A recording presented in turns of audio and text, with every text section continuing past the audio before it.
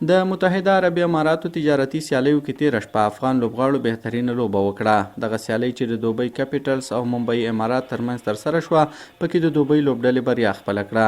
لومړی توپخانه د دوبۍ کپیټلس لوبډلې ترسره کړه. په ټاکلو 20 اورونو کې د 8 لوبغاړو په سوځېدو سره 133 منډې وکړې. د اماراتو لوبډلې که څه هم زیاته هڅه وکړه، خو بریالی نشوه چې دغه هدف پوره کړي او په یوه منډه یې لوبه وبایلله.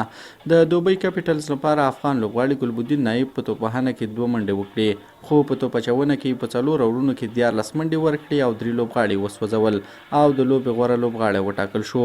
د ممبي امارات لپاره بل افغان لوبغاړي فضل حق فاروقي بې ساري ښه توپ اچونه وکړه. نوموړي په 4 اورونو کې 14 منډې ورکړې او 15 مقابل لوبغاړي وسوځول. په دغه لوبه کې د ممبي لپاره اعلی محمد غضنفر بیا په 3 اورونو کې 21 منډې ورکړې او کومه وکټ یې ترلاسه نه کړه. د ډیلی کپیټلز لپاره افغان لوبغاړي ظاهر خان پکتین 2 اورونه وکړل، 14 منډې ورکړې او د کومې وکټې په اخیستو بریالی نه شو.